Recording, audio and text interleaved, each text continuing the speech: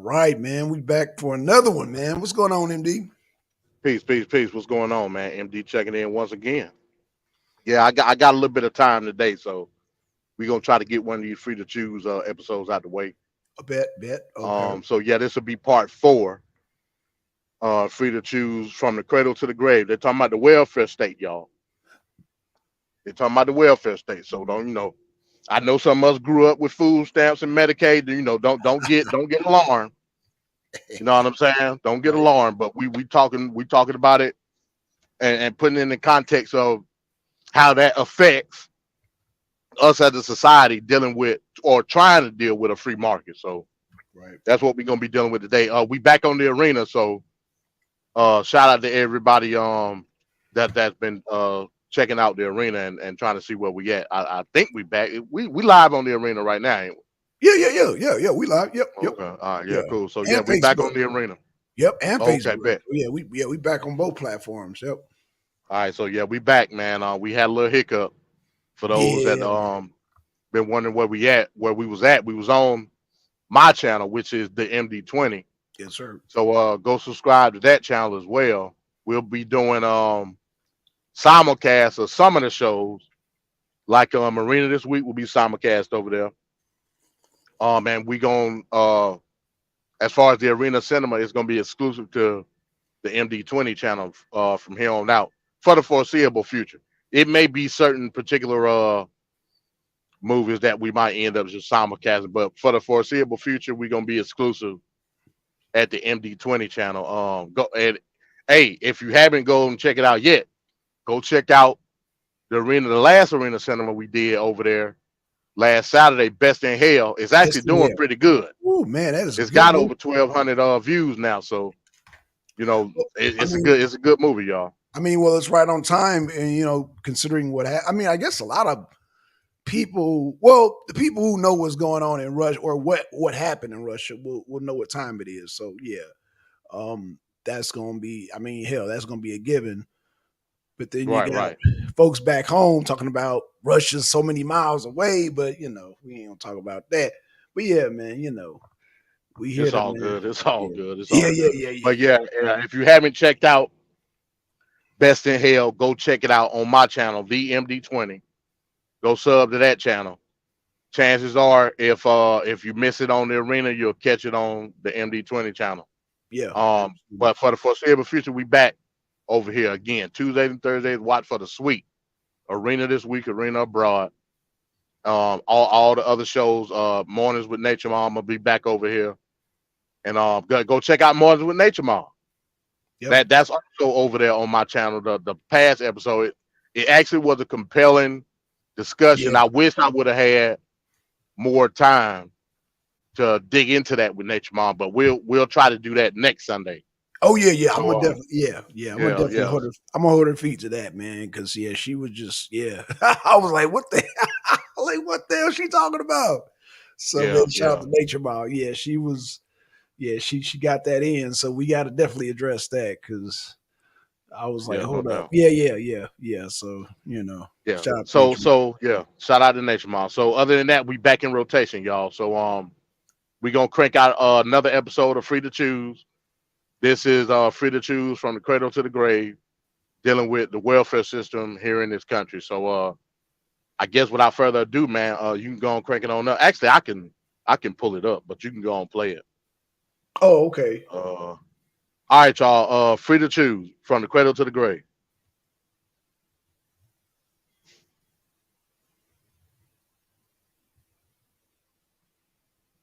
Whenever you're ready, Blackson. Oh, okay, I okay, got it on there. Yeah. okay. That's me. Okay, let me get the mute. Okay, boom. Hello, I'm Robert How's the McKenzie at the sound? Harper Library of the I University of hear it. Chicago, where Okay, cool. again this week a distinguished group of guests have come together to see and to discuss the latest film in Milton Friedman's series, Free to Choose. His subject this week is equality. Is it a desirable or a possible goal for society? What do we mean by the term equality among people? And has the phrase all men are created equal acquired a meaning which would not be approved of by the founding fathers? Well, judge for yourself as you see this week's film.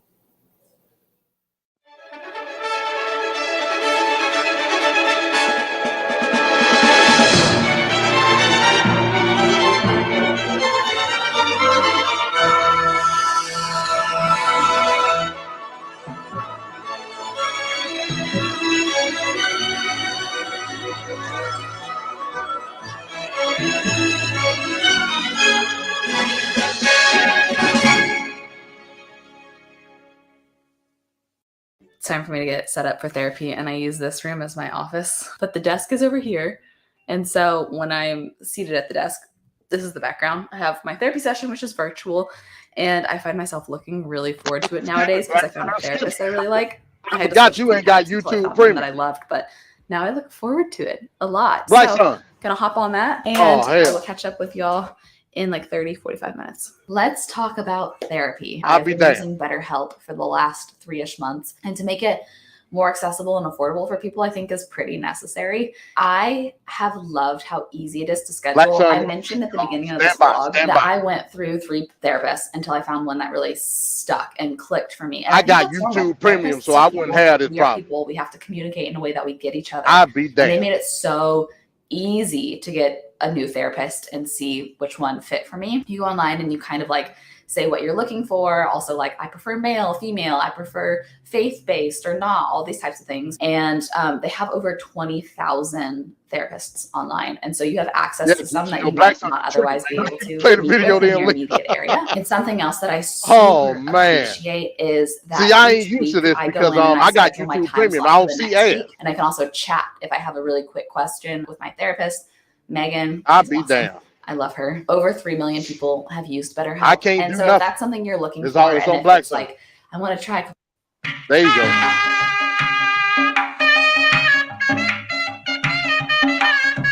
From Victorian novelists to modern reformers, a favorite device to stir our emotions is to contrast extremes of wealth and of poverty.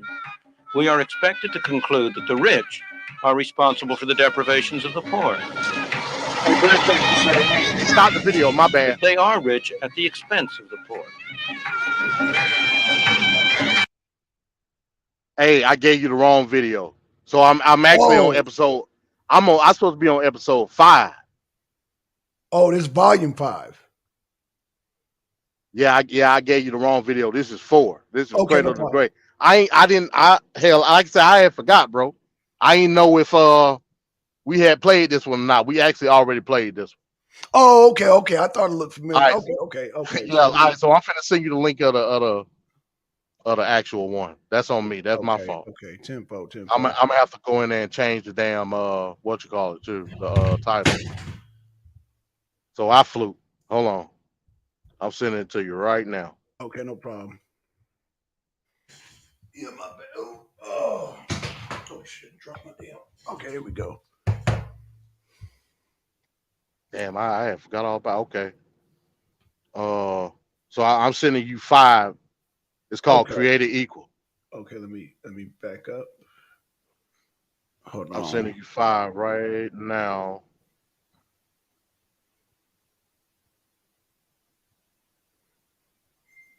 Okay, there we go. I just got it.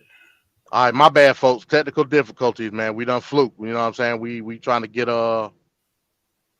everything going. I sent the wrong episode. I thought we was on episode 4, but we already played episode 4. So this is gonna be episode 5, Created Equal. That's my bad.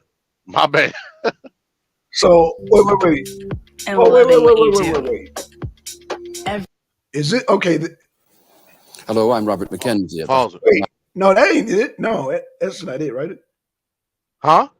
Is that it? Created Equal? Yeah, that's it. I thought we just won. Okay. No, I play it a little bit. I know. Play it a little bit. Chicago, where again this week a distinguished group of guests have come together to see and to discuss the latest film in Milton Friedman's series, Free to Choose. His subject this week is equality. Is it a desirable or a possible goal for society? What do we mean by the term? No, we just saw that one, didn't we? So damn, hold on, man. What the hell is going on? Hey, skip it a little bit. Drag it out. Okay, hold on. Okay. Equality New Delhi or in the affluence of Las Vegas. It simply isn't fair that there should be any losers. Oh no, this is the right one. Oh, okay. All right, roll it back. Unfair. There's nothing fair. Okay, we'll start at the beginning. Yeah, roll it back. Put it on bear with us, y'all. Hold on. Okay. All right, put it on full screen. Okay, here, full screen right here. Boom. Okay, there we go. All right, Free to Choose, Created Equal, episode 5. I'm changing it now. Okay, tempo.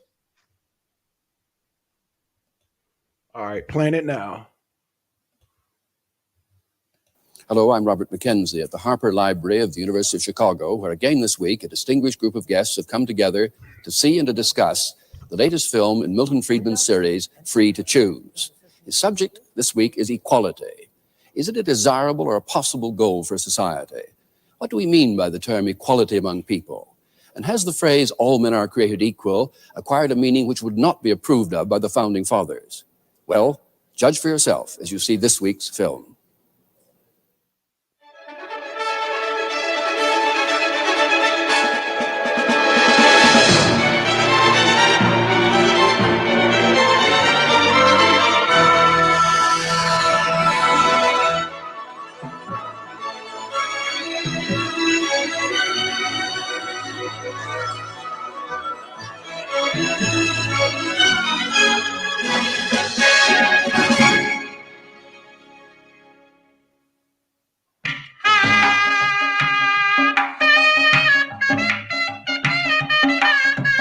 From Victorian novelists to modern reformers, a favorite device to stir our emotions. What the hell is going on, bro? Contrast extremes of wealth and of poverty. We are expected to conclude that the rich this shit is crazy. For the deprivations of the poor. That they are rich at the expense of the poor.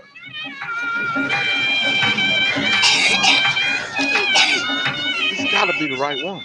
Whether it is in the slums of New Delhi or in the affluence of Las Vegas, it simply isn't fair that there should be any losers. Life is unfair. There's nothing fair about one man being born blind and another man being born with sight. There's nothing fair about one man being born of a wealthy parent and one of an impecunious parent. There's nothing fair about Muhammad Ali having been born with a skill that enables him to make millions of dollars one night. There's nothing fair about Marlene Dietrich having great legs we all want to watch. There's nothing fair about any of that. But on the other hand, don't you think a lot of people who like to look at Marlene Dietrich's legs benefited from nature's unfairness in producing a Marlene Dietrich? What kind of a world would it be if everybody was an absolute identical duplicate of anybody else? You might as well destroy the whole world and just keep one specimen left for a museum. In the same way, it's unfair that Muhammad Ali should be a great fighter and should be able to earn millions. But would it not be even more unfair to the people who like to watch him if you said that in the pursuit of some abstract ideal of equality, we're not going to let Muhammad Ali get more for one night's fight than the lowest man on the totem pole can get for a day's unskilled work on the docks? You could do that. But the result of that would be to deny people the opportunity to watch Muhammad Ali. I doubt very much that he would be willing to subject himself to the kind of fights he's gone through if he were to get the pay of an unskilled docker.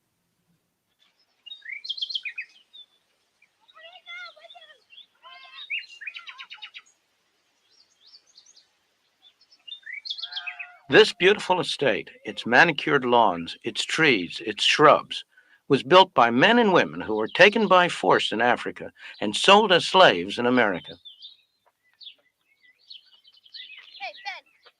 These kitchen gardens were planted and tended by them to furnish food for themselves and their master, Thomas Jefferson, the Squire of Monticello.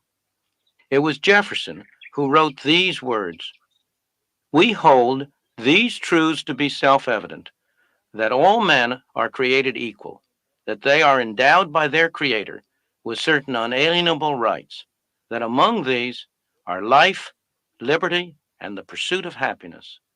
These words, penned by Thomas Jefferson at the age of 33 when he wrote the Declaration of Independence, have served to define a basic ideal of the United States throughout its history.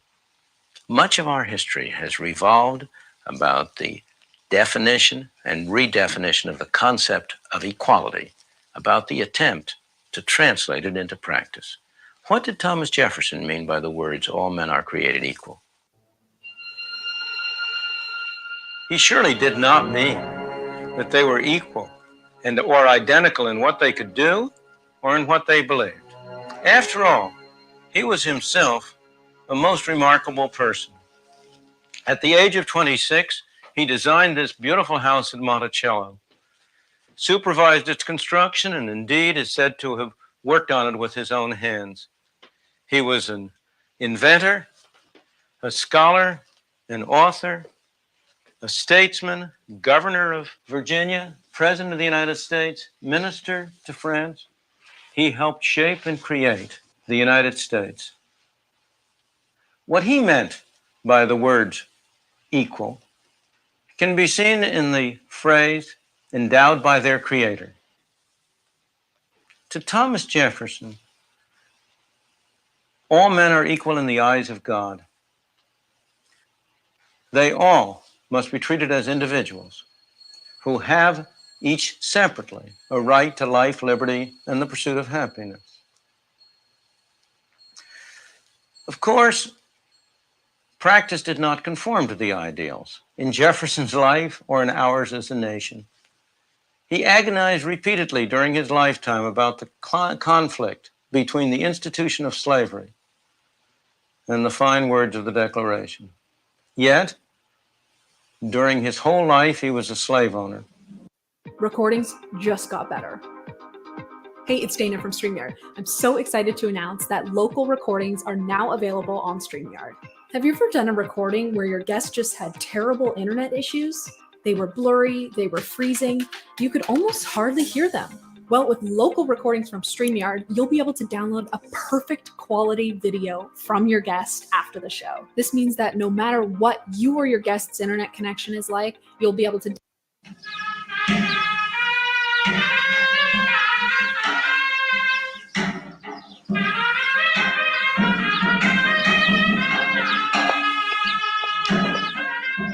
This is the City Palace in Jaipur, the capital of the Indian state of Rajasthan.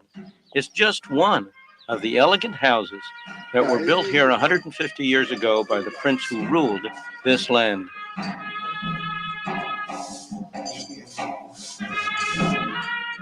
There are no more princes, no more Maharajas in India today. All titles were swept away by the government of India in its quest for equality. But as you can see, there are still some people here who live a very privileged life.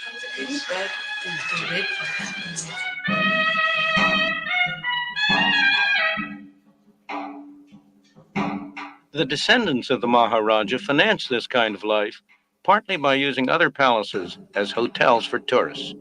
Tourists who come to India to see how the other half lives.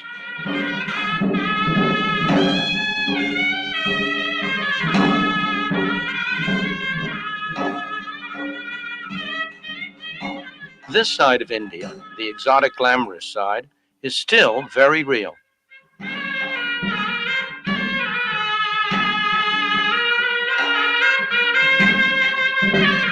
Everywhere in the world, there are gross inequalities of income and wealth. They offend most of us. A myth has grown up that free market capitalism increases such inequalities, that the rich benefit at the expense of the poor. Nothing could be further from the truth. Wherever the free market has been permitted to operate, the ordinary man has been able to attain levels of living never dreamed of before. Nowhere is the gap between rich and poor. Nowhere are the rich richer and the poor poorer than in those societies that do not permit the free market to operate, whether they be feudal societies where status determines position, or modern centrally planned economies where access to government determines position. Central planning was introduced in India in considerable part in the name of equality. The tragedy is that after 30 years, it is hard to see any significant improvement in the lot of the ordinary person.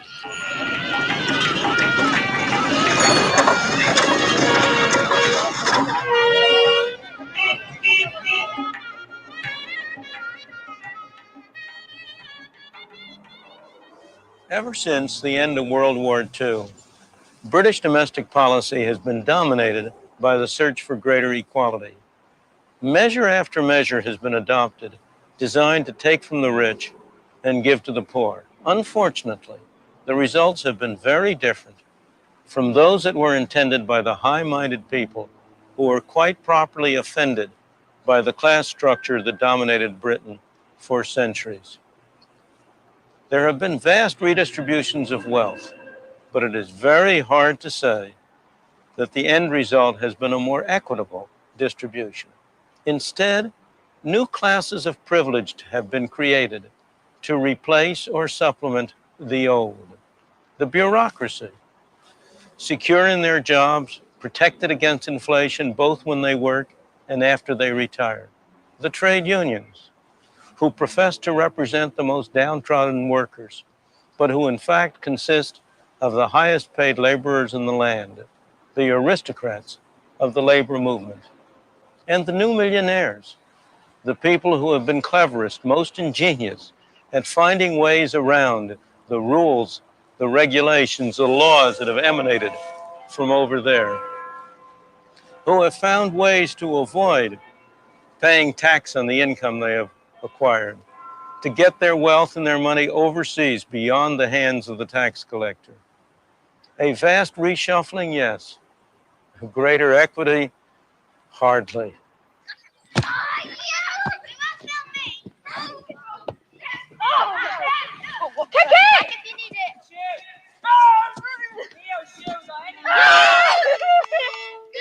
The Yehudi Menuhin School in the south of England is also a place of privilege. Musically talented children from all over the world compete for a chance to come here to study.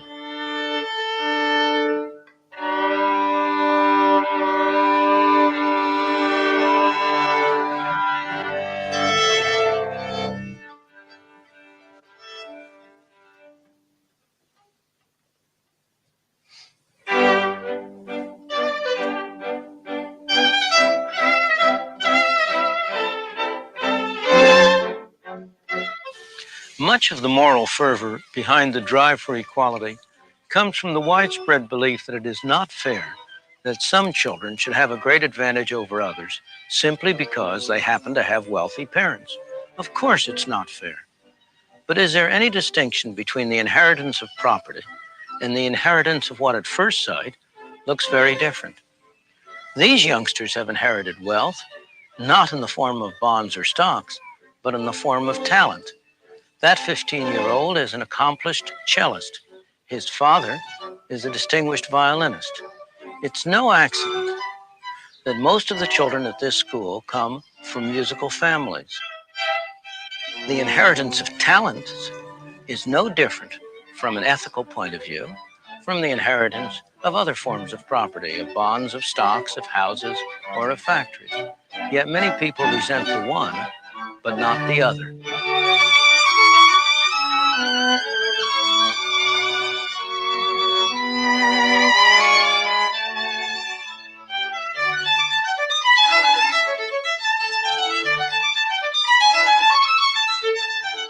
Or look at the same issues from the point of view of the parent.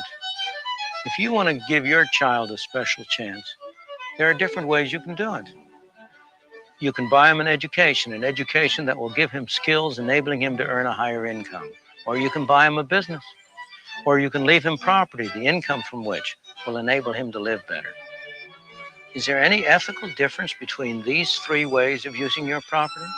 Or again, if the state leaves you any money to spend over and above taxes, should you be permitted to spend it on riotous living, but not permitted to leave it to your children? The ethical issues involved are subtle and complex. They are not to be resolved by resort to such simplistic formulas as fair shares for all. Indeed, if you took that seriously, it's the youngsters with less musical skill, not those with more, who should be sent to this school in order to compensate for their inherited disadvantage.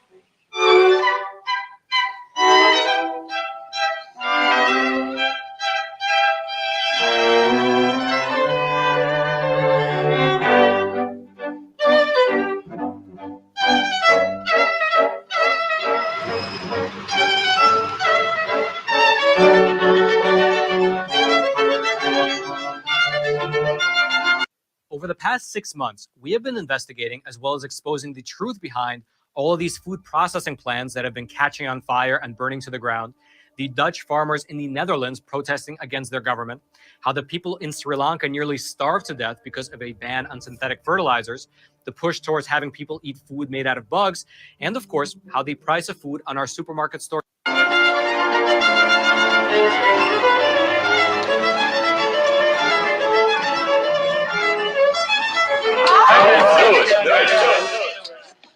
Cards is coming out now.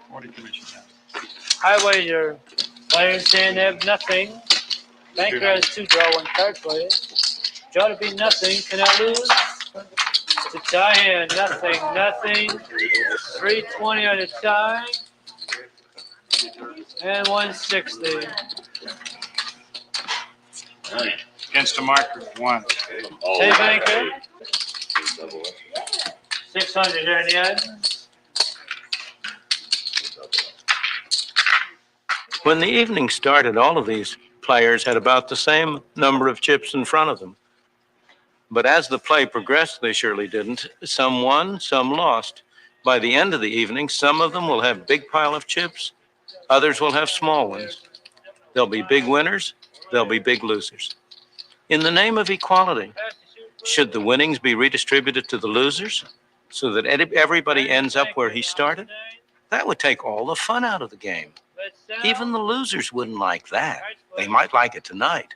But would they come back again to play if they knew that whatever happened, they'd end up exactly where they had started?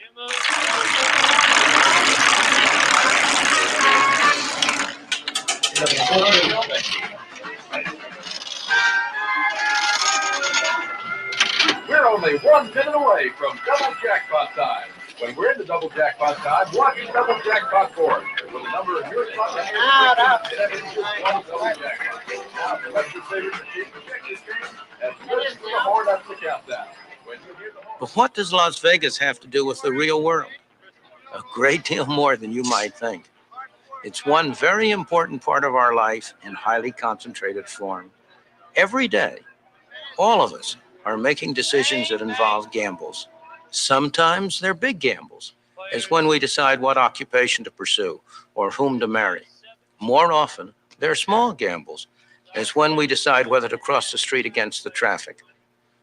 But each time the question is, who shall make the decision, we or somebody else? We can make the decision only if we bear the consequences. That's the economic system that has transformed our society in the past century and more. That's what gave the Henry Fords, the Thomas Alva Edisons, the Christian Barnards the incentives to produce the miracles that have benefited us all. It's what gave other people the incentive to provide them with the finance for their ventures. Of course, there were lots of losers along the way. We don't remember their names, but remember, they went in with their eyes open. They knew what they were doing. And win or lose, we, society, benefited from their willingness to take a chance.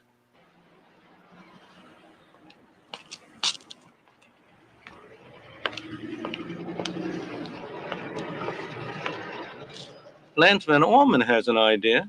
He's taking a chance. Who knows? I suppose it's possible that we might all benefit from it one day. But that isn't why he's taking a chance. He's doing it just because he wants to get rich.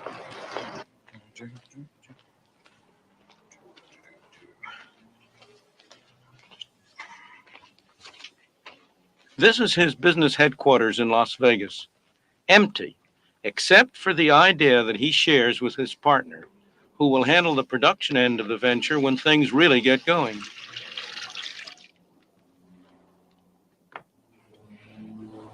Well, the idea is that if you have an oil spill in the ocean or in the river, you want to try and get it under control. And what I'm going to simulate here is put some of this oil down. There's your oil spill of major proportions. Now, this product, what I can do is, unfortunately, what I can't show you here is that if you put this product down with an application system, you ring the oil spill in such a manner. Now, the application system will make it much finer and it'll control this. I don't know if you can see what's happening to the oil yet, but it's just literally being drawn into this stuff. Now, as I spray it across the top, now it's starting to draw it in. Now, I've got way more than I need. This controls like 10 times its weight in oil, and it will not sink. It's been chemically treated. It's cellulose. It's been chemically treated so that it will, in fact, not do anything with the water. It hates water, but it loves oil. Now, I don't know if you can see. We have containment devices, and that's what we're going to use this with. Now, you can see that it's just taken a very little amount of this oil absorbing product, which we call oil eater, to pick this up. Now, the nice thing about it is that after that oil spill is there, we have the system to do what I'm doing with my hand, and that's pick all this up. There's the oil out of the product. Now, if you want the oil back, that's not a big problem if I can keep it all under control. The oil will come out, and there we go, allowing it. I don't know if you can see. There you go. Now, what I've done is I quit my regular job, and I mortgaged everything I've got, and it's quite a risk to do this, but the product works. You can see it works. And when it goes, I'm going to make millions. It's compatible with a lot of other products and a lot of other systems that are on the market. So the money factor is the main thing. It's the kind of thing that when you see it, you want to take the risk. It's just that kind of thing. You know you're going to make a lot of money. You know, people talk to me and they'll say, yeah, but you're crazy. You don't have a job. You don't know where the next paycheck's going to come from. As a matter of fact, I think maybe I've got $10 in my pocket right now. But I don't worry about it because I get up in the morning and it's my world. I own it. I can sit back and say I'm losing, or I can sit back and say I'm winning. And I can go out and change the odds in my favor.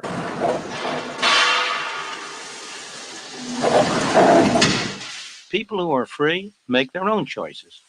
These two men do a dangerous, noisy, filthy job. You're always saying be the change. So come on, man. Be the change. Let's do this. Most people have no clue that in 2023, the best way to make money on Amazon is not with physical products. It's Amazon's other company, Audible. And the best part is it's literally a done-for-you system. You're not buying any merchandise, you're not storing any merchandise, you're not shipping any merchandise, and you need zero tech skills to get started. I wish I could say I'm the genius who discovered this method, but I'm not. I learned everything from the Mickelson twins. I took their free training, the same free training that's linked below. All you need to do is click the link and I'll take you to a free workshop where you'll learn the same done for you 4-step. Don't do it, y'all. It's a scam. Don't do it. The reason people are having such amazing results so fast is because hardly anyone knows about this. Look, you could ignore this just because it's an ad, or you can click the link below and find out why this 4-step process. They don't do it because they like it.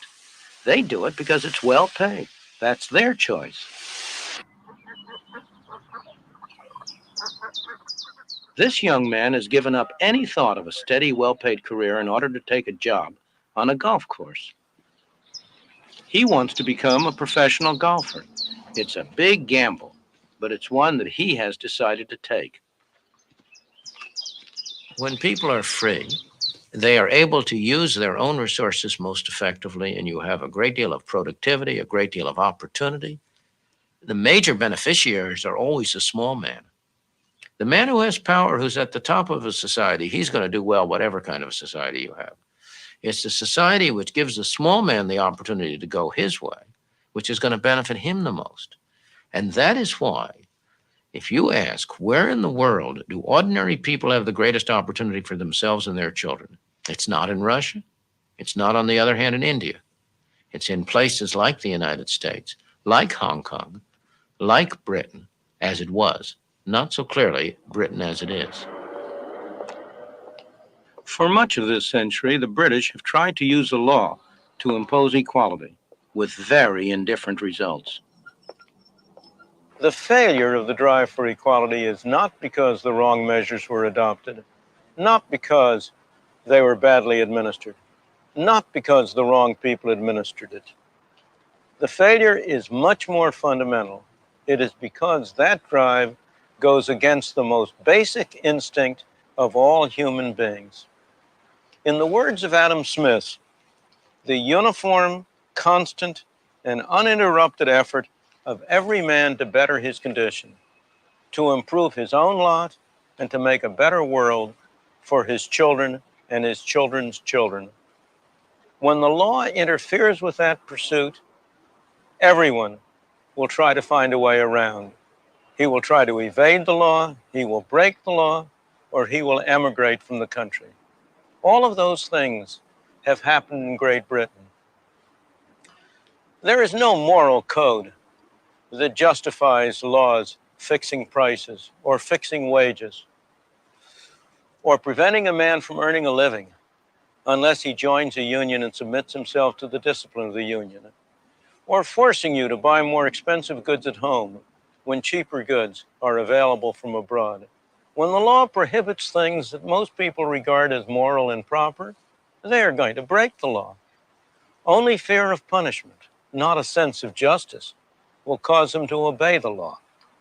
And when people start breaking one set of laws, there's a strong tendency for the lack of respect for the law to extend to all, even to those which everyone regards as moral and proper, laws against violence, theft, vandalism. Hard as it may be to believe, the growth of crude criminality in Britain owes much to the drive for equality. In addition, that has driven some of the ablest, best trained, most vigorous people out of Britain, much to the benefit of the United States and other countries that have given them a greater opportunity to use their talents for their own benefit. And finally, who can doubt the effect which the drive for equality has had on efficiency and productivity? Surely, that is one of the main reasons why Britain has fallen so far behind its continental neighbors, the United States, Japan, and other countries, in the improvement of the economic lot of the ordinary man over the past 30 years.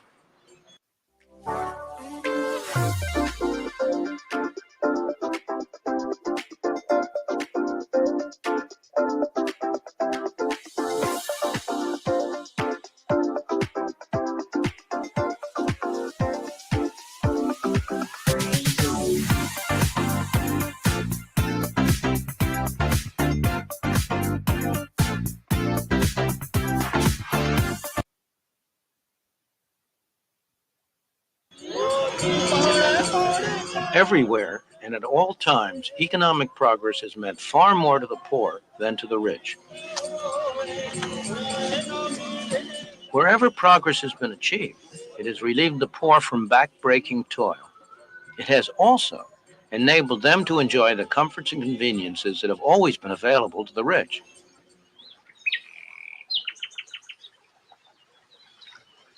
During the 19th century, and especially after the Civil War and on into the 20th century, the idea of equality came to have a much more definite and specific meaning than the abstract concept of equality before God.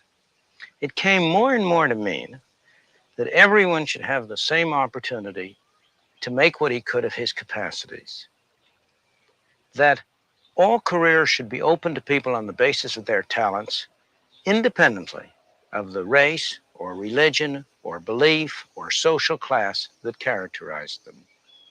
This concept of equality of opportunity offers no conflict at all with the concept of freedom. On the contrary, they reinforce one another, and it is no doubt the concept that even today is most widely held. But in the 20th century, beginning especially abroad and at a later date in this country, a very different concept, a very different ideal has begun to emerge. That is the ideal that everyone should be equal in income, in level of living, in what he has. The idea that the economic race should be so arranged that everybody ends at the finish line at the same time, rather than that everyone starts at the beginning line at the same time. This concept raises a very serious problem for freedom. It is clearly in conflict with it, since it requires that the freedom of some be restricted in order to provide greater benefits to others. The society that puts equality before freedom will end up with neither. The society that puts freedom before equality will end up with a great measure of both.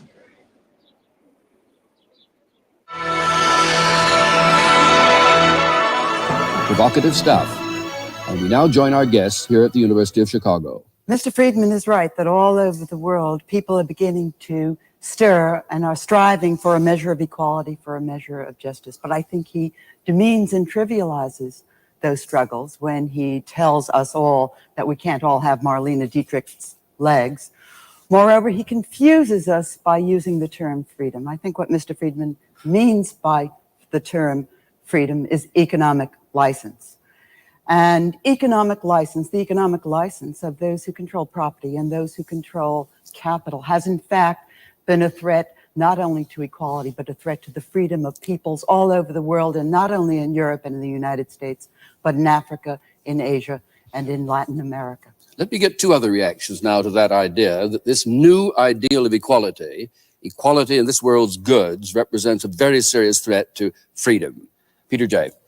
Well, first, as the only British person on this panel, perhaps you would allow me to say in passing that I think that many of the things which Professor Friedman says about the British experience in the last 30 years are a gross distortion and a gross travesty of what's actually gone on in Britain, and I hope that we'll have an opportunity to come back in the course of the discussion. Very much. But I think that your question brings up what is, to me, the absolutely central confusion in the exposition that we saw in the film. And I'm a great admirer of Professor Friedman. I've studied him, I've listened to him, I've debated with him, and always before I found him at least clear, even when he's been wrong. Today I found him grossly confused, and in this specific and all-important respect. Is he telling us that absolute equality is a mistaken objective? In which case, I think he is tilting at windmills, he is attacking a straw man. There is almost nobody on the other side of that argument.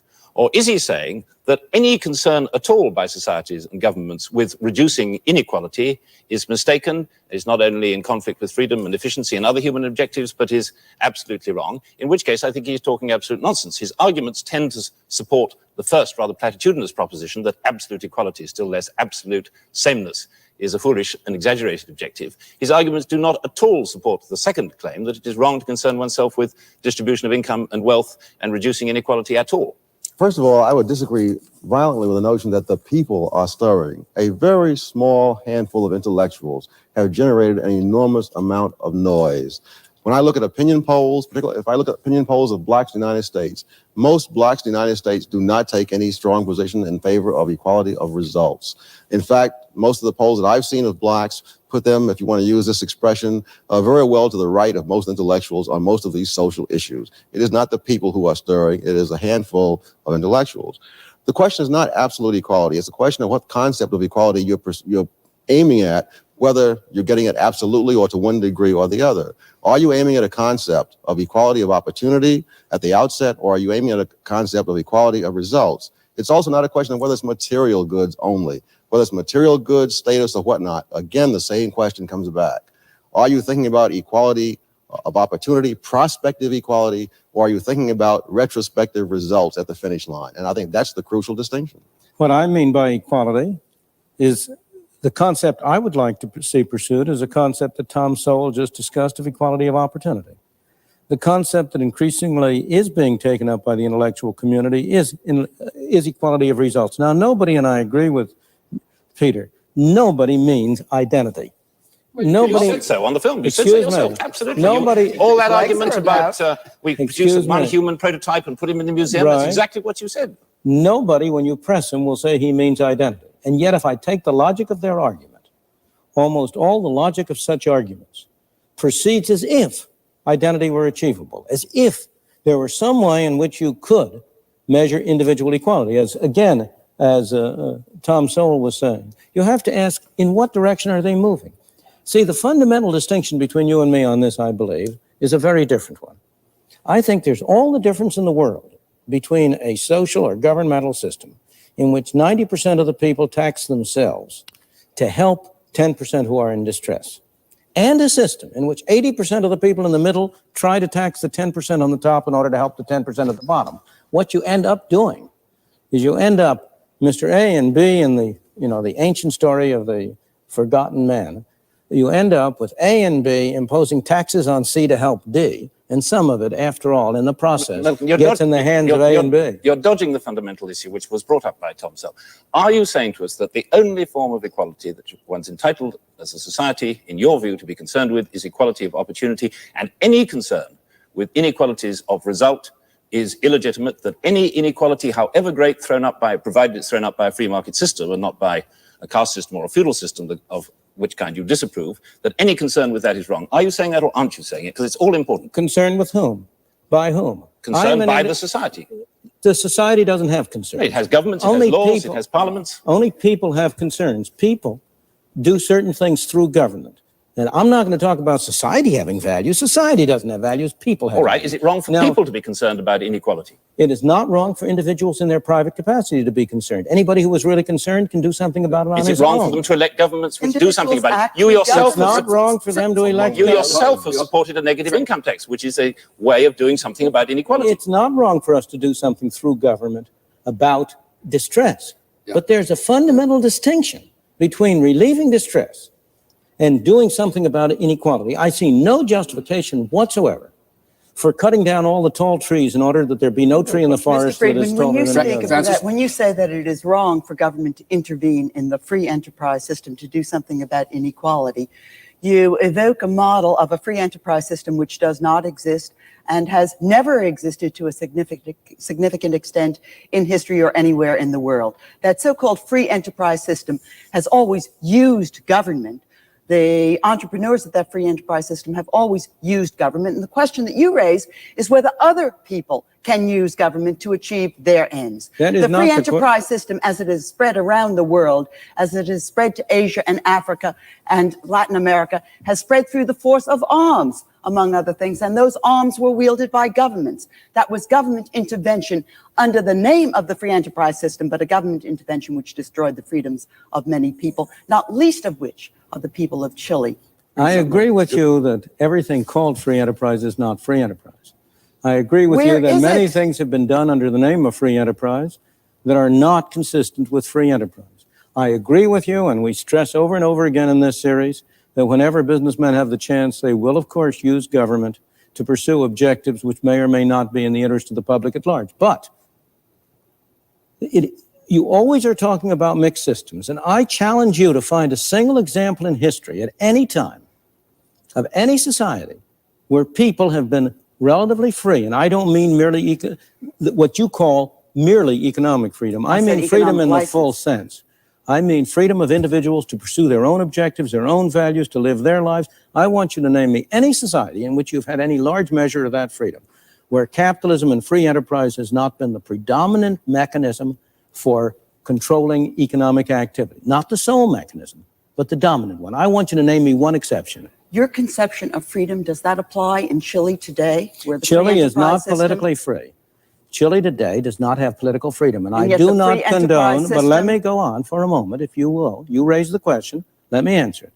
Chile is not a politically free system, and I do not condone the political system. But the people there are freer than the people in communist societies because government plays a smaller role, because the free enterprise that has been emerging has been cutting down the fraction of the total income of the people spent by government, because unemployment has been going down, output has been going up, food production has been going up. The conditions of the people not for the first time, but in the past few years, has been getting better and not worse.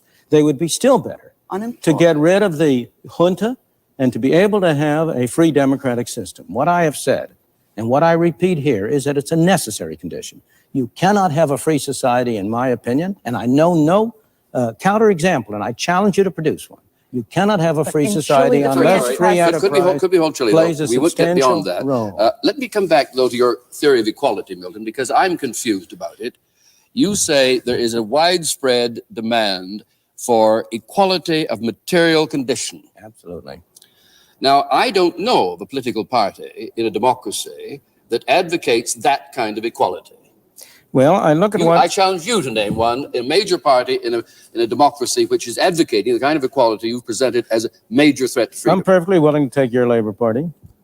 I'm perfectly willing to take some segments of our Democratic Party, which have certainly advocated programs directed toward that objective, of course, in the practical political structure of democracies. And there's no question but what Britain, like the United States, is fundamentally a democracy and among the freest nations in the world, despite the growth of intervention. In a democracy, you proceed slowly. You don't proceed at one fell swoop. If you take the societies which have ostensibly declared equality as their basic goal, the societies like China and like Russia, there's no question. We all agree that those are terrible, tyrannical societies. And so in a country like Britain and the United States, you have stopped very short of the objective, but there's no doubt what the objective of the parties has been. Well, Peter may want to come in here, and I should say that in this one, I shall take the opportunity to play a bit myself, because you're right squarely in my area of special interest. That'll let me be the moderator for a change. Yes, indeed. I don't accept for a minute that there has been a calculated move to absolute equality in the social policy of Britain since the war. And I've lived there during the time. I write the history of it. I teach social policy, and you're wrong on this one, Milton, but I give it to you, Peter. Well, I think Milton that's what's known as a 1-2. Yes. Milton is still equivocating as to whether he is attacking the idea of absolute equality, in which case his examples of the Labour Party, his examples of some sections of the Democratic Party just don't stand up, or whether he is maintaining the proposition that any concern to reduce inequalities of result, of outcome, not of opportunity, but of result, is wrong. Now, if he is saying the second, it seems to me that arguments that he's made don't tend to show that result. It is perfect. Well, just let me finish, because we let you finish. Okay. It is perfectly reasonable for a society to say, or for people in a society to say, and together through their political process to express the thought that there are many objectives that society has. Efficiency is one, prosperity is one, freedom is perhaps the most important of all, that concern about equality, or at least about reducing inequality, is another. And that we should ask ourselves the question, are all the inequalities that we face, the gross inequalities described in Dickens, the gross inequalities which you yourself reported in India, the gross inequalities which you yourself said in the film were offensive and were unfair, are all of these justified by the criteria of freedom and efficiency, or are some of them unnecessary? In other words, we take the principle that there should only be such inequality as is necessary and justified by one of the other criteria of a society. Now, if you're willing to say that, then you're not in disagreement with anybody. If you're denying that, you've made no arguments to support what you're saying. Now, before we have Milton reply, we must bring in Thomas. I think we're talking at cross purposes. On the one hand, we're talking about results that we're hoping for. On the other hand, we're talking about processes that we're setting in motion. You're saying, should we hope for certain kinds of lessening of inequality and so on? The real question, the political question is, shall we set in motion certain processes because we hope for that? And do those processes enhance or reduce freedom? And I think the argument that Milton is making, certainly the argument that I would make, is that the attempt at doing these things, and it doesn't really matter, it's a complete straw man to talk about absolute inequality. Not at all. Yes, it is, absolutely. Throughout the film, this is the straw man he brings up in order to say how ridiculous to have absolute equality. And then he goes on to say how ridiculous to have absolute homogenization as well. As a result, you see, that you set up processes whose end result may not be any more or less inequality than exists now. But the question is, those processes may indeed reduce freedom greatly. I would go beyond the question of equality and put it more generally, that any process to ascribe any status to any group of people, equality, inferiority, superiority, must necessarily reduce freedom, because whatever the government wishes to ascribe to any group, whatever place, to use the phrase that was very common in the South, that blacks should have their place, whatever place the government is going to assign to people, that place will not coincide, that place will not coincide either with what all those people are doing or with how others perceive all those people, because there's too much diversity among human beings. To maintain any system of ascribed status from the top is going to mean reducing people's freedom across the spectrum. That's the point. People have an ascribed status. It isn't as if government, by its intervention, creates it. People are born into this world in a given sector of a society, and many, many of them are born at the bottom of the society. The argument about equality of results was an argument that was linked to equality of opportunity.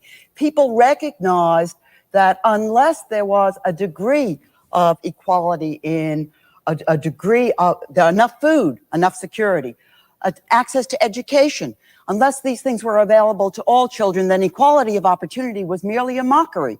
That's why equality of results became an issue, and it became an issue for Black people in the United States, and they expressed their concern, No, whatever the opinion you expressed polls, it, damn it. Look. No, they did not. They did not.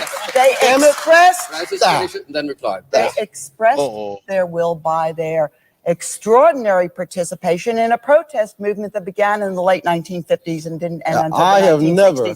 Intellectuals were not in that protest movement. You want me to Black answer or you want to people keep were on? in that protest. You want me to answer? I finished. Good.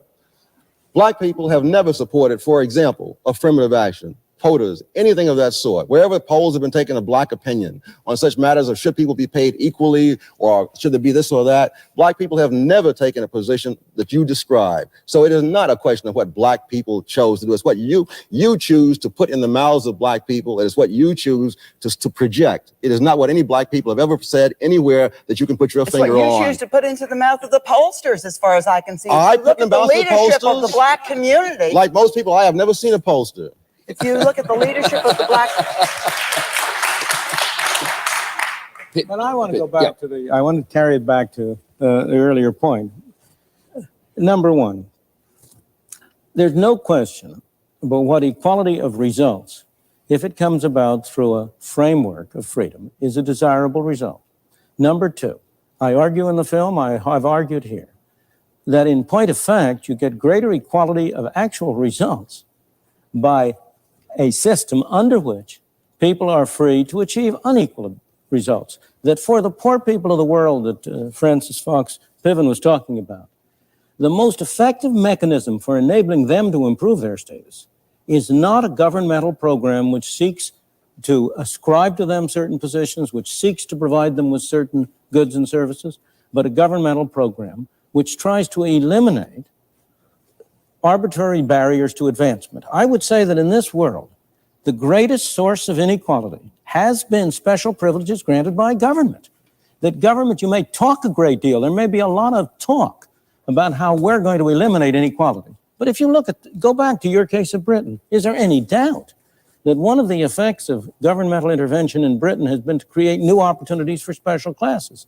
That the way to get wealthy in a society that supposedly is aiming at equality, that the way to get wealthy is to get a special government permit to to get foreign exchange, or to import goods, or to, in this country, to set up a television station.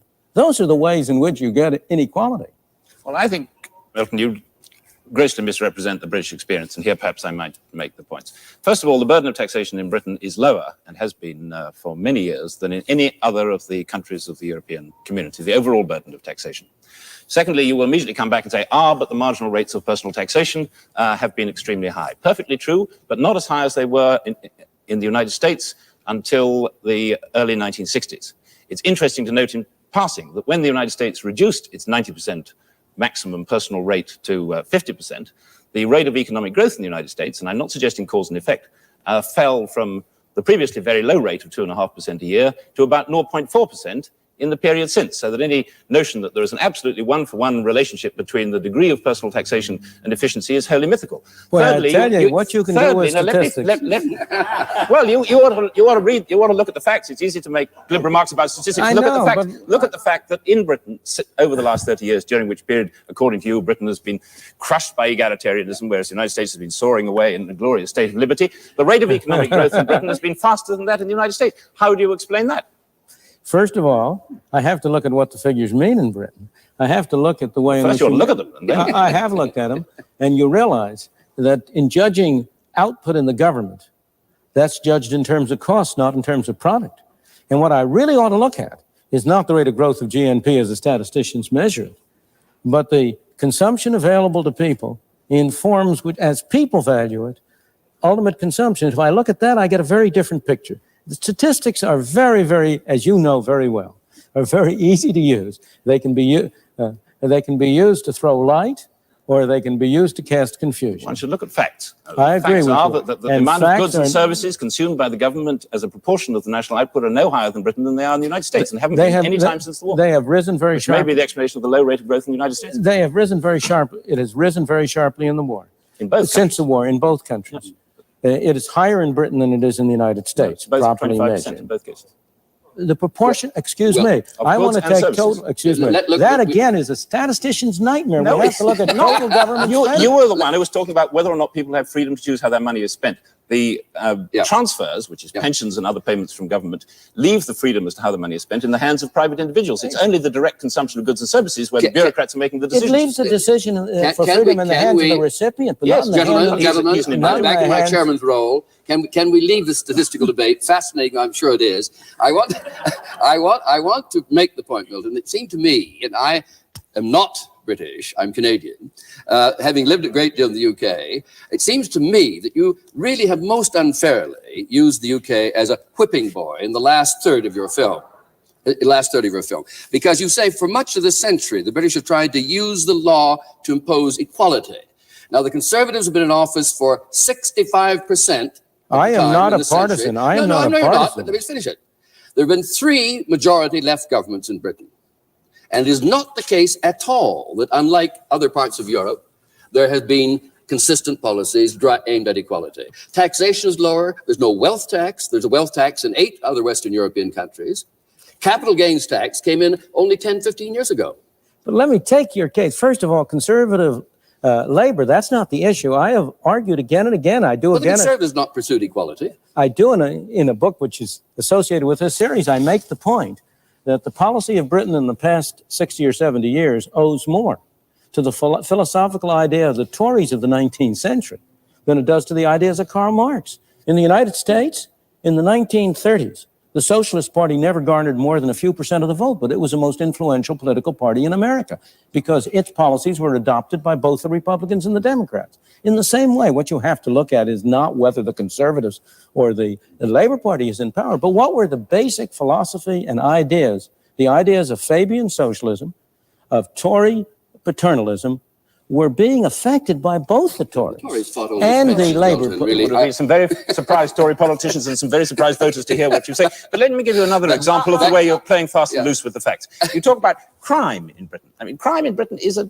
tiny fraction of what it is in the United States. It has been throughout that period. That's when you true. say that we're so egalitarian and you're so free. You talk about able people being driven out of the country. More qualified people are living and working in Britain than at any time in the last 150 years of our history. Now, this is largely because of the granting of independence to the colonies, the loss of empire, if you like. But in fact, for example, doctors, which are endlessly talked about, more British trained doctors are now working in Britain than at any time in our history. It's also true that the physicians leaving Britain, emigrating from Britain, amount to one third as many as a number of people graduating each year from your medical schools. I think it's a mistake to... That happens to be... It's a distortion of the evidence to rest the argument for the free enterprise system by selectively using the example of England when you want to, the United States when you want to.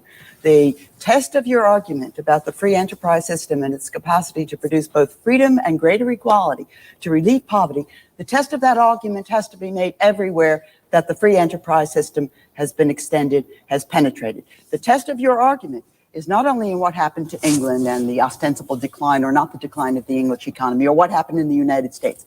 The test of that argument has to look at what the free enterprise system has meant for the majority of people who do not live in England and do not live in the United States, who do not live in the mother countries, but rather live in that part of the world where most people live and where most people have had their lives disrupted. Peasants have lost their land. Traumatic destruction. Excuse me, you got to compare because of the free enterprise system. Excuse me, you've got to compare something with something. Will you tell me the alternative, which has improved the lot of the ordinary people? What is the system which, in your mind, has been successful? Most people, through most history, have lived in tyranny and misery. It's only a very tiny minority at any time that have been able to escape from it. That's the real beauty That's the real achievement. Now, will you tell me what the alternative system is, which has achieved? Well, tell me what. Excuse me. And I say that elsewhere in the What's world, the alternative? What's the alternative? What's your alternative? The free enterprise system is of itself not an alternative because, as you agree, it does not exist. We are arguing really to defend those interventions which have been made by government on the behalf of people in an effort to reduce inequality, in an effort to reduce oppression. And tell me, which of those are you defending in which of these countries where those interventions have benefited the masses? In most of the countries where you have departed from the free enterprise system, you have had a small class benefited at the expense of the masses. If you take the African countries, which have become one-party dictatorships, are you going to tell me they have benefited the masses? I'm astounded by the examples of the third world that are brought into here. Those parts of the non-capitalist world in which the capitalist system has penetrated are typically higher income places than those parts where they haven't. Are you talking in any kind of testable hypothesis, or is it just axiomatic that it's so? Because the studies that I've seen indicate that those countries where capitalists have never gone near them are poorer than they've ever been. They were poor before the capitalists got there, they were poor while the capitalists were there, and they're poor after the capitalists have left. Measures of wealth are not measures of the wealth of a people. They are measures, rather, of gross national product. Give me your measures then. Which reflect, as in the case of Chile, which you don't want us to discuss, which reflect the great advances that have been made by the middle classes and the upper classes in Chile, as of this date, at the expense of the sharp decline in the income of working people. The Catholic Church... Those are not the facts. Well, I still think Milton has not told us the answer to the question, what is he saying? And it's very important we should know what he's saying. It seems to me that he should accept the fact that nobody is arguing for absolute equality and disregarding all other social and human objectives. He should accept that it is perfectly reasonable, widely endorsed, and perfectly logical for people to say, amongst other social political objectives, reducing inequality is a perfectly sensible one, and that in those cases where you can show that you can get a big gain in equality for only a very small loss in freedom or only a very small loss in efficiency, that is a sensible and legitimate thing to do. And if it involves government action by, for example, income tax or negative income tax, that is a perfectly proper and sensible thing to do. And if he's denying that, then I still say he's given us no moral or ethical arguments to explain why he is denying that perfectly proper concern with equality, along with freedom, efficiency, and other human objectives. Uh-oh, did the freezer just become the new snack drawer? Y'all so ridiculously better. The answer to that is that you can only serve one God. And that it's stating that there are many of these objectives is evading the fundamental issue. In addition to that, as an empirical matter, the attempts to achieve equality along your lines to lessen inequality have generally backfired. They have generally reduced freedom without, in fact. In Germany? Yes. In Japan? Yes. In France? Take the Japanese case, which is a marvelous case. Not now, but 1867 after the Meiji Restoration. Right now. Hell with 1867. Well, the reason for taking it then is because you had a far greater measure of free enterprise then than you have had more recently. That's my point. In almost all cases, the way to promote equality is the same as a way to promote, as an outcome, is the same as a way to promote freedom. If you promote freedom, if you remove arbitrary obstacles, you open the way for people to use their resources, you will end up, in my opinion, and I think the empirical evidence is overwhelmingly on this side, you will end up with both more freedom, more prosperity, and more equality. You're a closet egalitarian, really, then. You not. Support the objective. I would like to. There's an enormous difference between liking to see a result and being in favor of a particular method of achieving that result. Because if I were wrong, if freedom led to wider inequality, I would prefer that to a world in which I got artificial equality at the expense of freedom. My objective, my God, if you want, is freedom. The freedom of human beings, of individuals, to pursue their own values. That will also well, there we leave this discussion at the University of Chicago. I hope you'll join us for another edition of Free to Choose.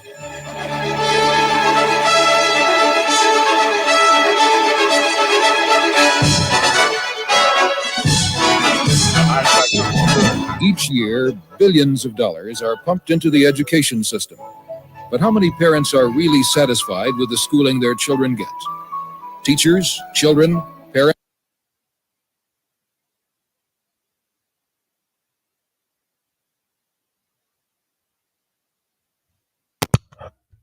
Okay, so MD, you there? Yeah, man, I'm here. All right, yeah. So yeah, that was Free to Choose episode 5. See, I got confused, man, because I think that episode, the first one, I think that was the right one, but they I don't know, they got it on YouTube. They got it crazy, man. It's like they got them the same episode on 2 different volumes. That's what Right. jacked me up. Oh, okay. That's what jacked me up. So I think we had it right the first time, but it's all good.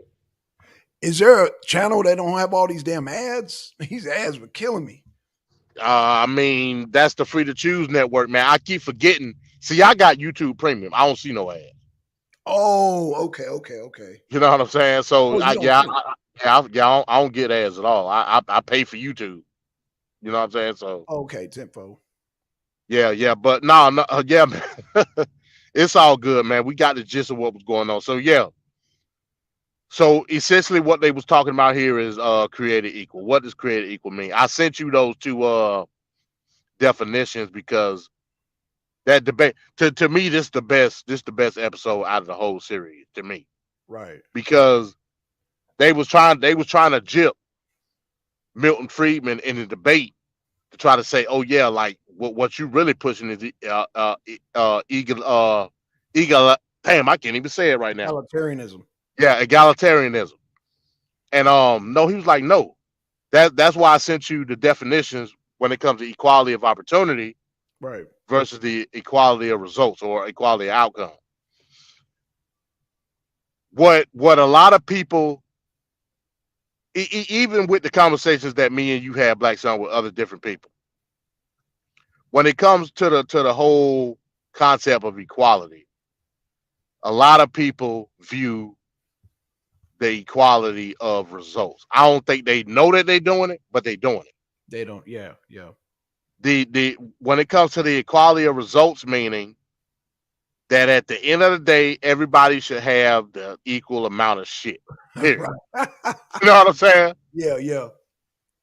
Despite the exertion of labor, despite the inheritance of each individual, despite the amount of work, like I said, the exertion of labor, the amount of work that had to be put in to obtain said wealth, at the end of the day, these people want the equality of results. It was other people that wanted equality of results. Their names was Stalin. Their name was Chairman Mao. And that's why I always go back to socialism. And it's crazy to me that people can't tie these points in and connect these dots.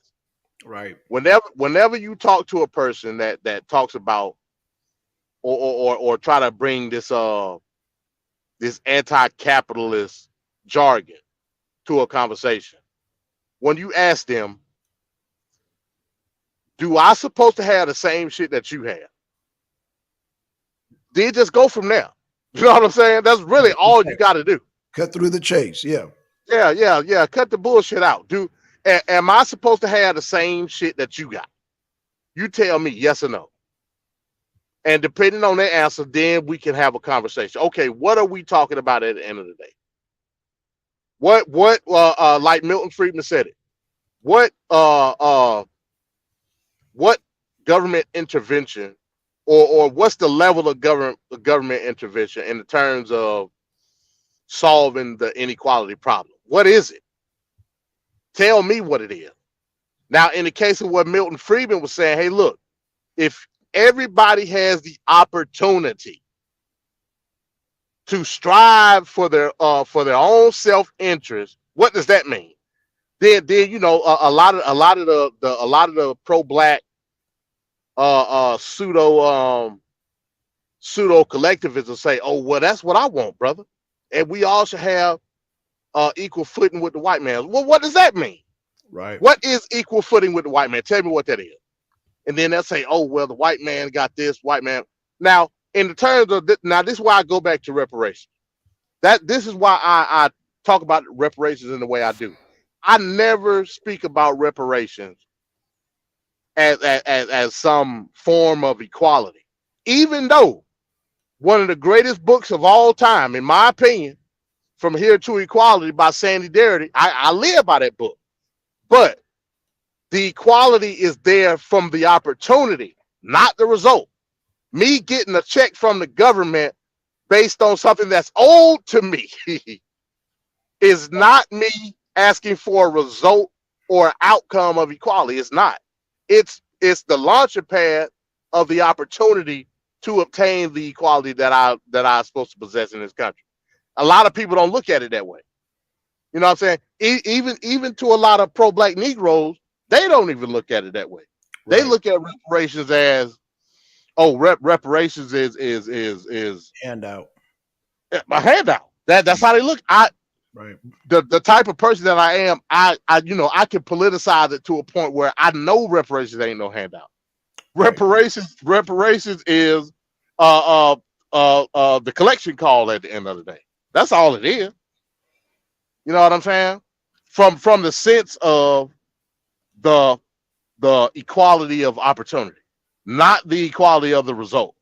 Because the reparations is not the result. The reparations is simply the opportunity. Something that I feel that the Negro didn't get from the onset of the founding of this country. You got anything to say on that, Black Son? No. It sounds good to me, brother. So that's what we're dealing with. Hey, like I said, to me, that's the best episode in the series. That debate was fight. Like Milton Friedman be wanting all the smoke. Like everybody be coming out, like he'd be like, hey, look, hey, I got something for you. Like, say what you need to say. Right. You know what I'm saying? Shout out to a young Thomas Sowell. And I ain't no Thomas Sowell fan by any means of imagination. You know what I mean? But even Thomas Sowell was like, hey, look, where are you getting this stuff? He had to tell the white lady, where you getting this stuff from? Yeah. I like, what black people you talking to in the terms of inequality? And like Thomas Sowell said, you ask any black person, any black American per se, any black American in this country, from the views of an economic standpoint, they always gonna go right. Always. Because that's all we've ever known. Since our emancipation, our goal was to achieve economic self-reliance.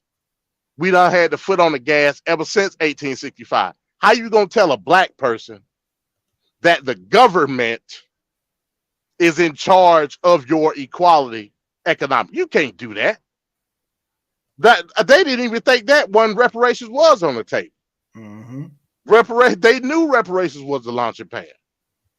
So get out of like Thomas Sowell, like and like I said, Thomas Sowell don't advocate for reparations. That's part of the reason I don't rock with him.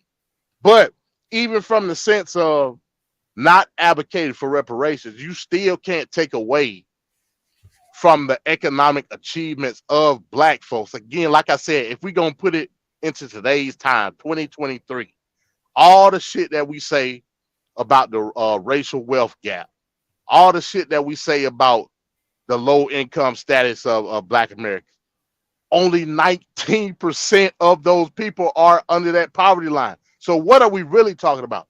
Is it an aspect of that black people as a whole are just low income? No, that ain't true, because the stats don't say that. Or are we saying it's a much larger issue that the American society is giving pushback based off of the policies that's stagnating not only black folks but everybody money? Let's keep it real. See, that's why you got to get into politics and stop the racial bullshit when it comes to the politics. You know what I'm saying?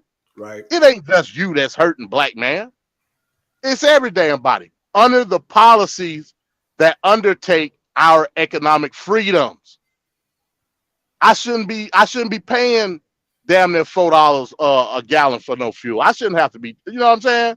And I understand where that comes from. It's not racism, white supremacy. It ain't, because the white man got to pay that money too. Now you use the argument of saying, oh, well, the white man got it, huh? So also all white folks, that's what I'm saying, low level collective thought. So all white folk can afford $3.98 right a gallon for diesel. I see when I go to the fuel island at Pilot of Love, they the ones complaining. Yeah. More than me. Yep. You know what I'm saying? So when we deal with an issue of talking about equality, what are we basing that on in the terms of the society at large?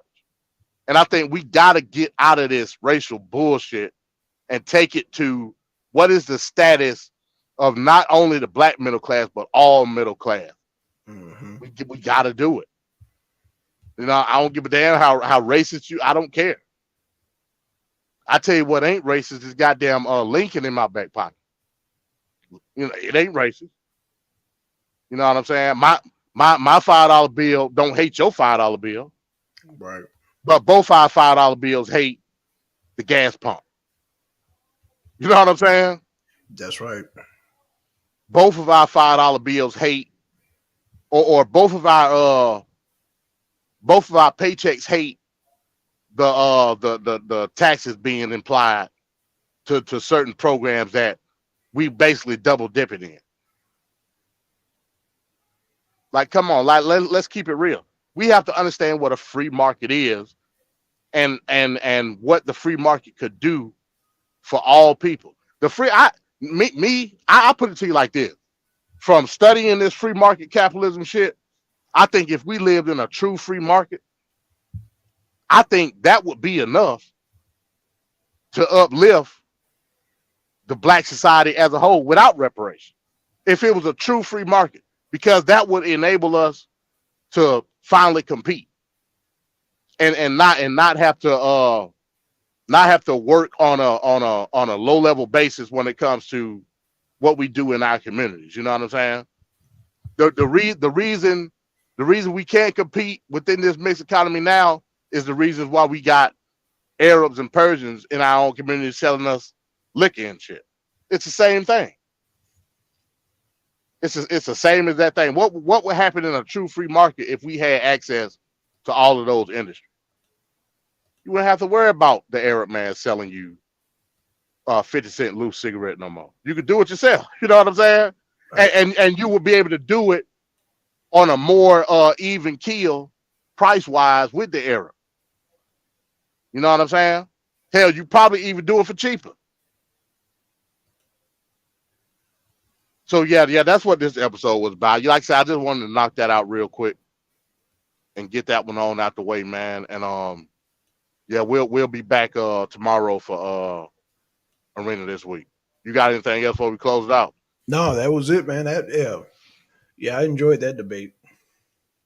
Yeah, that debate was fire. Like I said, that was probably the fierest debate. I like that one, and I like the one from episode 2. I think those was the best debates throughout the whole series. And like I said, Bill Friedman, he wanted all the smoke. Hey, I was trying to see, man, I guess he left this SMH talking about y'all have to stop. I was like, hold on.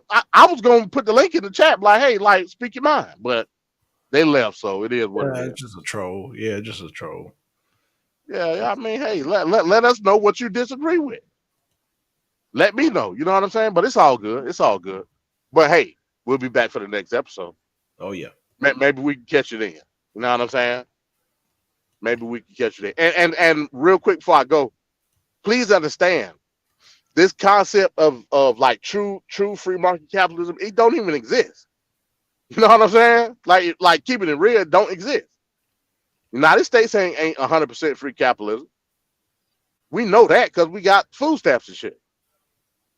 So, you know, just keep that in mind when you say, like, when you try to make an argument. But in any event, we up out of here, y'all. I just wanted to knock that out real quick. I'm going to sleep. All right, so we'll see you tomorrow. What time tomorrow? 6:30 should be. 6:30 should be the Okay, okay, cool deal. I'll start setting up on Rumble. Yeah. Anywhere between 6:30 and 6:45. That should work. Okay, cool. All right, y'all. Well, we up out of here, y'all. And with that, I'm gonna say peace. Peace, y'all. We out. Oh, real quick. The 28th. Hold on, damn, I gotta see what date that is. Hold on, give me 1 second. And this ain't an absolute yet. But the 28th. I reached out to the brother. He said he was gonna let me know. He said he had to get up with his team to see if it was okay. On the 28th, I might be streaming. The brother Naheem from BGP Lord Abbott, he got a debate on Wednesday. I'm trying to see if I can get permission to stream that debate on the arena. It's a reparations debate. He said once he get up with his squad, he was gonna let me know if they say it's cool. So if it's a go, we may end up streaming that debate on Wednesday. Cool deal. That sounds good. So yeah. With that being said, y'all, we gonna say peace. Peace, y'all.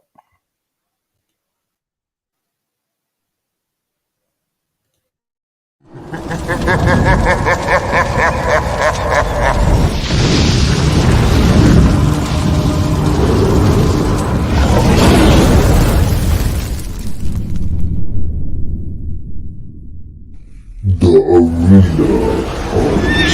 of Six.